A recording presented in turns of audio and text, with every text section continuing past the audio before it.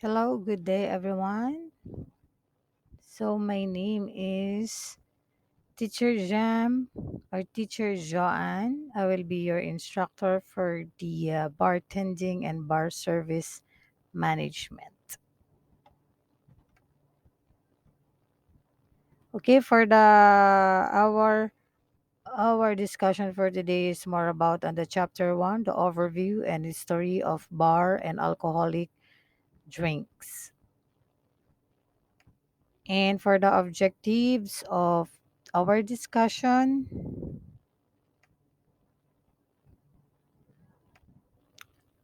after further discussion, this chapter, learner will be able to understand about the history of bar and alcoholic beverages, have knowledge about the modern bar design, layouts, and location, classify the various types of bars, identify the legal aspects affecting the beverage businesses, and understand roles and responsibilities of a bartender. But for today, we are more focusing on the understand about the history of bar and alcoholic beverages. So, what is the concept of bartending? So, it is the art of mixing alcohol, spirits, and wine, drink preparation, beverage services, merchandising, and good customer relationship. And it also considered as one of the most interesting profession because it entails accuracy in the measurement of the various wines and spirits. It provides a thorough knowledge regarding bar personal management and prepare bartender to produce the best expected drink served or requested by the guest. The concept of mixology is the art of following recipe or formula to produce a standard and consistent drink according to specification.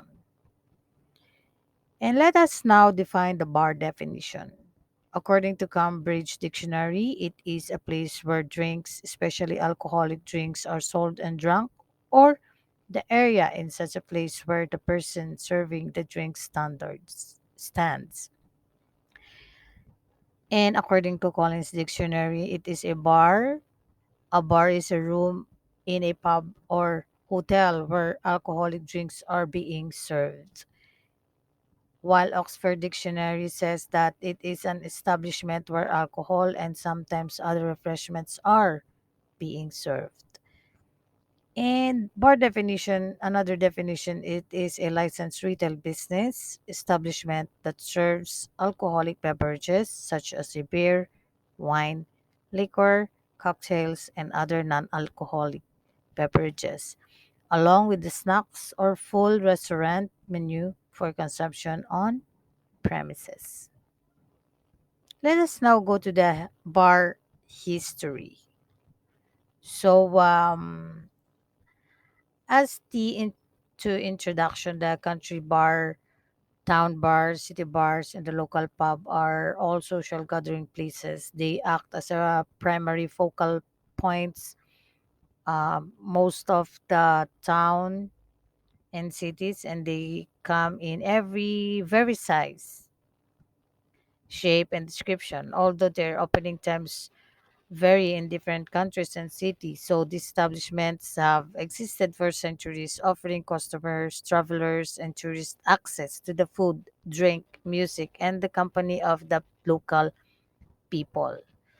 So the sheer number of bars and public houses around the world, and the fact that you can find one just about anywhere in some countries, that may lead you to believe that certain nations are very fond of alcohol, but this is simply not true because you will find that these nations are usually very social people, and the pub is more often than not a gathering place, but you will feel the pub own a particular atmosphere and personality as soon as you step through the door.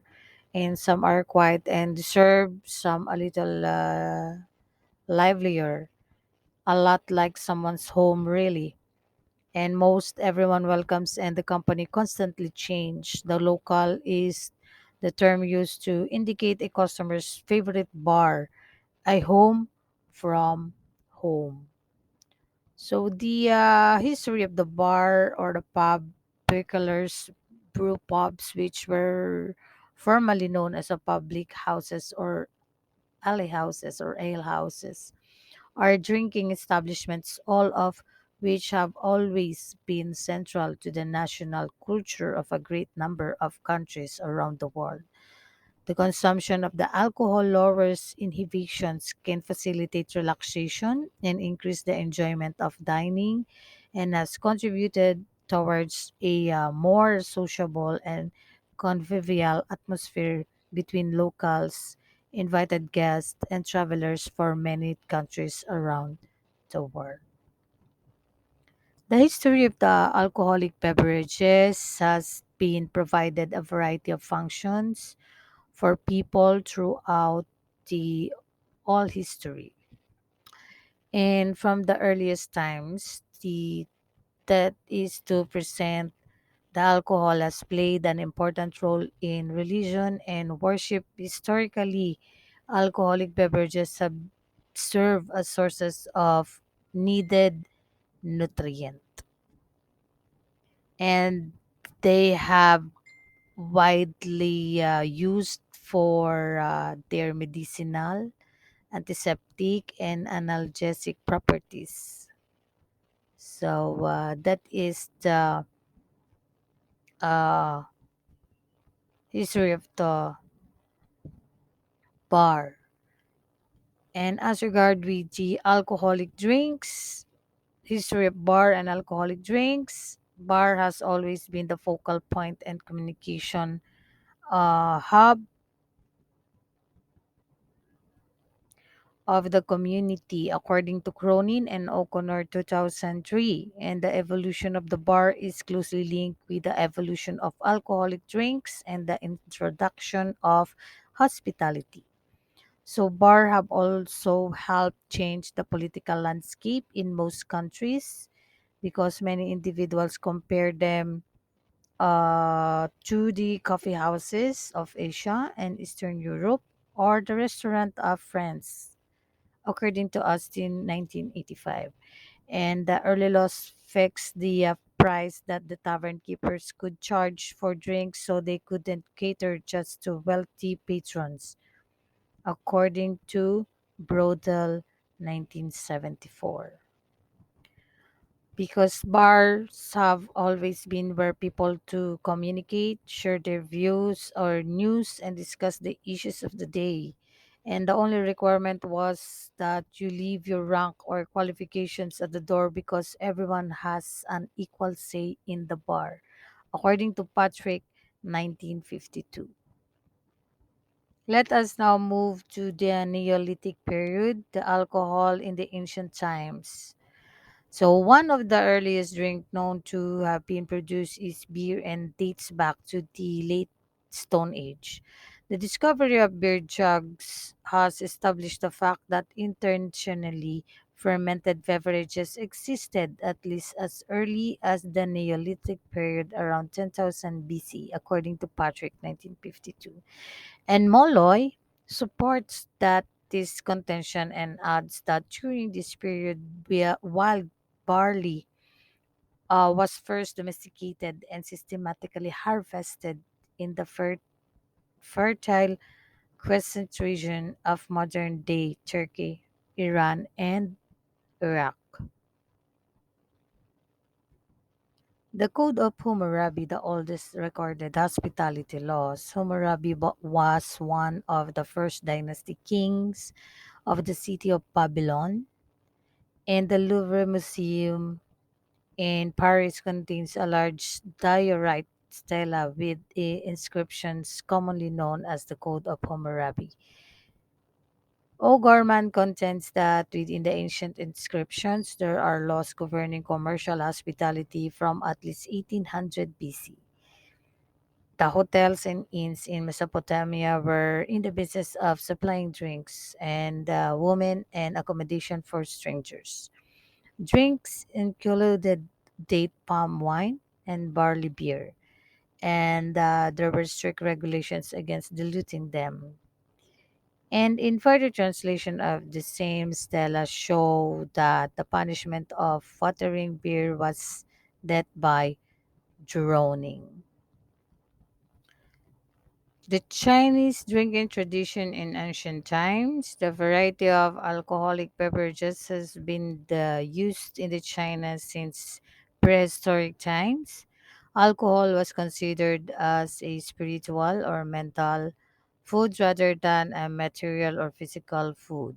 A Chinese empirical edict of about 1116 BC asserted that drinking alcohol in moderation was prescribed by heaven.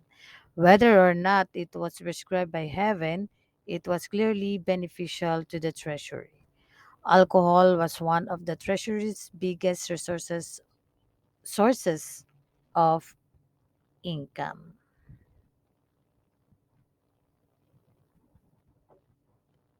The Egyptians. So wine clearly appeared as a finished product in Egyptian pictographs around 4000 BC, and one of the oldest beer recipes can be directly dated to 800 BC, and the brewing dates from the beginning of the civilization in ancient Egypt. Osiris, the god of wine, was worshipped throughout the entire country, and the Egyptians believed that this important god also invented beer. Both both beer and wine were offered to gods. Cellars and wine presses even had to god whose hieroglyph was wine press. An ancient Egyptians made at least 17 varieties of beer and at least 24 varieties of wine, which were used to pleasure, nutrition, medicine, ritual, remuneration, and funerary purposes for use in the afterlife. Greece from mead to wine. So the first alcoholic beverages is to obtain the widespread popularity in what is now Greece was mead. It is a fermented beverages made from honey and water. However, by the 1700 BC, winemaking was commonplace, and during the next thousand years, wine drinking assumed that the function commonly found around the world. It was incorporated into religious rituals, and it became important to hospitality, and it was used for medicinal purposes, and it became an integral part of the daily meals. And as a beverage, it was drunk in many ways: warm, chilled, pure, and mixed with water, plain, and or with spice, according to Raymond 1927. In Persians, according to Cyrus of Persia, frequently praised the virtue of the moderate consumption of alcohol. However, the ritual intoxication appears to have been used as an adjunct to decision making. After the death of Cyrus, drunkenness was not uncommon. In Romance, a consequence of the massive expansion of the Roman Empire following the fall of Greece was the substantial and widespread development of the viticulture and brewing throughout Europe. Beers were produced by the fermentation of different grains, and the development of brewing was most rapid in the countries where the soil and climate were not suited to viticulture. So there were also a beer-like drinks such as mead, made from honey and grain. The Romans also further developed the concept of the taberna, or called it taverns. In the Middle Ages lasted about 1000 years. It existed between the fall of Rome and the beginning of the High Renaissance, 1500, and it saw numerous development in the life in general and in drinking in particular. In the early Middle Ages, rustic beers and wild fruit wines became increasingly popular. This was especially among Celts, Anglo Saxons, Germans, and Scandinavians. However, wines remained the beverage of preference in Roman countries, and that is now the Italy, Spain, and France. In the monastic influences, with the collapse of the Roman Empire, monasteries became the repositories of the brewing and winemaking techniques. The production of the rustic beers continued in homes, but the art of brewing essentially became the province of monks, who carefully guarded their knowledge. Monks brewed virtually all beer of good quality until the 12th century. And around the 13th century, the hops, which both flavors and preserves, became common ingredients in some beers. So this was especially the Kashin, North Casin, Northern Europe, and the ale, often a thick and nutritious soupy beverage, soured quickly and was made for a local consumption. In the modern period of 17th and 18th century, the Virginia colonies continued their traditional beliefs about the alcoholic beverages. They considered them natural food and good when used in moderation. In fact, beer arrived with the first colonies to considered it essential to their well-being, and it also saw the advent of sparkling wine and champagne. So other distilled spirits like gin and rum also gained popularity and established their market. On the other hand, Scotch was also preferred by many in present day Scotland and other neighboring countries. In the modern period of 19th and 20th century, throughout Europe during the Industrial Revolution, beer, wine, and distilled liquor become important products. Business and industries sold their products to countries around the world as a new middle class emerged with more time and money to spend drinking because a valued leisure activity. For many, it provided its release from the strict atmospheric of the workplace. So that's why the liquor remained as an important part of the medicine for certain purposes, and many medicines were formulated using herbs steeped in alcohol. So, in fact, alcohol was the base of most patient or patent medicines marketed for every possible ill imaginable. Even babies were the target of these medicines, which were used to soothe colicky infants. Certain public drinking establishments conveyed social status or importance of or by serving only people of a particular economic class. So, in the 20th century, it is brought many significant changes to daily life because some of these innovations, such as pasteurization, mass production, commercial canning and bottling, and rapid transport, has been improved the conditions for producing and selling the alcohol. And to justify my discussion or lesson series, I have been I will gonna be posted a brief history of the alcohol by Rod Phillips with the a TED Talk. So I'm gonna post the link down below, and you could watch the video. And I'm also posting the origin of the or history of the bars, and I'm gonna share also the linked video down below so you could watch the link.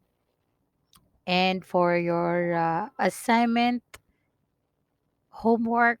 So this is for the checking of your progress. To check your progress one, so write your answer in a word and convert it into a PDF format and send it to the link that I'm gonna post into our classroom. And the number one question is based from the discussion. How will you define the bar and its origin in your own perspective?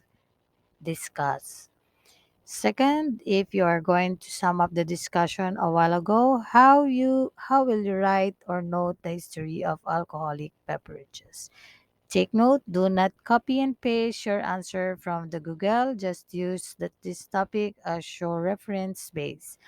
And for those who are watching, kindly uh, please or make your own answer. And if you're gonna want to send it me, so just email it to me. Thank you very much for watching, and I hope that you you learned something from my discussion. And these are my reference page.